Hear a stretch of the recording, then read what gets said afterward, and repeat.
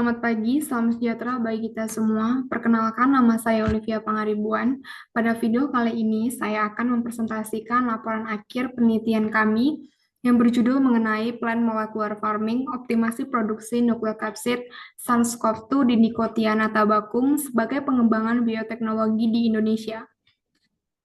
Penelitian ini sendiri diketuai oleh Ibu Wididia Sawitri, SSI, MAG, RPSD, dengan anggota peneliti Bapak Rikno Harmoko, PSD, dan saya sendiri, Olivia Pangaribuan.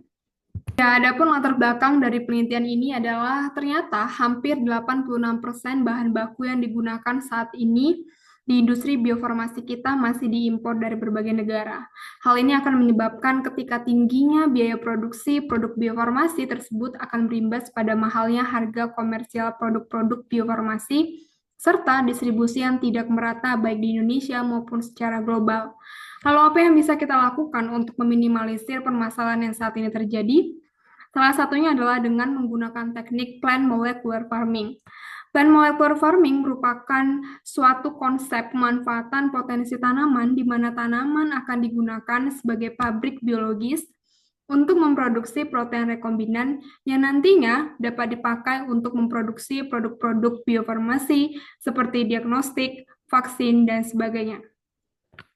Konsep ini tentunya memanfaatkan ilmu bioteknologi pada tanaman di mana kita akan menginsersikan gen target atau gen yang kita inginkan untuk dapat diekspresikan pada tanaman dalam protein rekombinan dengan transformasi menggunakan mediasi agrobakterium.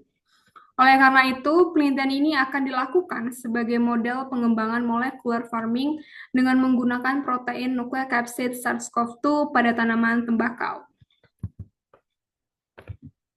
Metode penelitian ini telah dilaksanakan dalam kurun waktu 1 tahun pada bulan Januari hingga Oktober tahun 2025 di Laboratorium AGLC, Probiotek, dan di Greenhouse Fakultas Pertanian Universitas Gadjah Mada, Yogyakarta.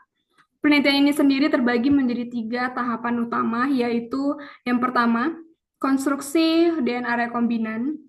Pada konstruksi ini, gen NC pada vektor PET28 akan diamplifikasi menggunakan PCR, kemudian akan dipotong dengan enzim restriksi NDA1 dan SAL1 sebagai insert. Kemudian plasmid binder atau vektor priannya juga akan dipotong dengan enzim restriksi yang sama, kemudian akan diligasi dan akan diperbanyak melalui E. coli untuk dilakukan ekstraksi plasmid. Tahapan yang kedua adalah persiapan tahap tanaman dan transformasi genetik dengan mediasi Agrobacterium tumefaciens strain GV3101 yang mengandung gen rekombinan nukleokapsid menggunakan teknik agroinfiltrasi. Selanjutnya, pada tahapan ketiga, yaitu analisis molekuler pada tanaman transgenik tembakau dilakukan dengan PCR menggunakan primer spesifik gen target NC yang telah didesain.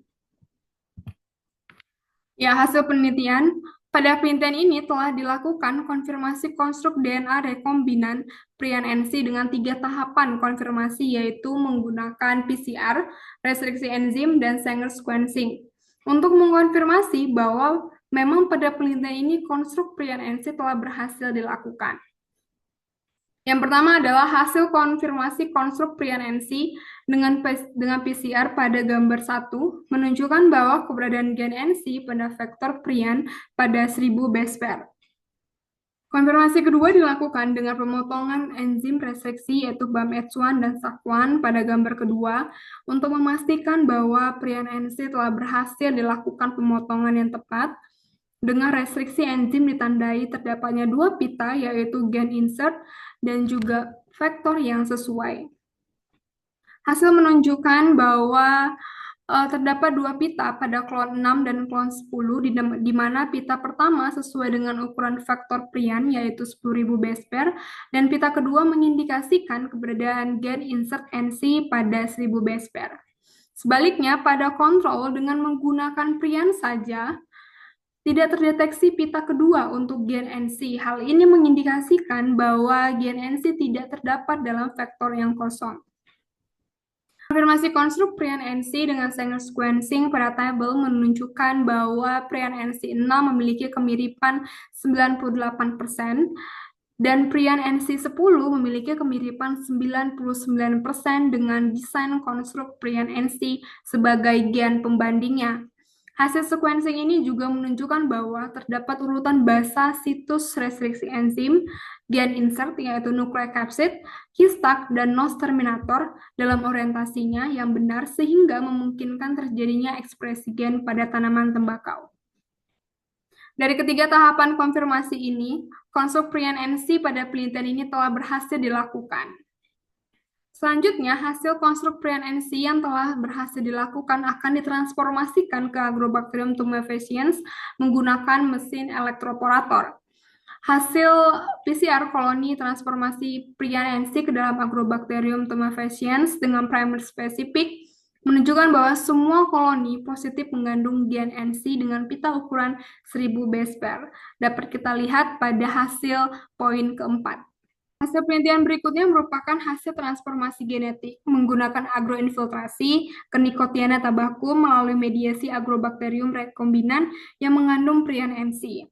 Dengan analisis molekuler untuk mengkonfirmasi tanaman positif transforman dengan PCR menggunakan primer spesifik gen NC untuk mendeteksi keberadaan gen insert yaitu nukleokapsid pada Nicotiana tabacum. Hasilnya dapat kita lihat pada poin kelima, yaitu hasil transformasi Prian NC pada tanaman tembakau menunjukkan bahwa semua sampel menghasilkan pita pada 1000 base pair sesuai dengan ukuran gen nukleokapsid. Hasil ini membuktikan bahwa konstruk Prian NC telah berhasil ditransformasikan ke dalam tanaman tembakau dengan metode agroinfiltrasi secara in planta yang digunakan efisien untuk delivery gen. Kesimpulan, penelitian ini berhasil mengkonstruksi dan mentransformasikan gen nukleokapsid SARS-CoV-2 ke dalam Nicotiana tabacum melalui pendekatan molecular farming, sehingga menjadi langkah awal yang penting dalam upaya pengembangan platform produksi protein rekombinan berbasis tanaman di Indonesia. Fitur research-nya adalah penelitian ini menjadi dasar awal bagi pengembangan metode plant molecular farming dan optimalisasi proses downstream untuk isolasi protein rekombinan dari tanaman tembakau pada tahapan lanjutan menuju potensi produksi skala komersial. Berikut merupakan beberapa daftar pustaka yang saya pakai dalam menyusun PPT. Ya, akhir kata saya mengucapkan terima kasih kepada Universitas Gadjah Mada atas fasilitas penelitian yang diberikan serta kepada BIMA atas dukungan pendanaan yang memungkinkan penelitian ini dapat terlaksana dengan baik. Terima kasih atas perhatiannya Bapak dan Ibu. Selamat pagi.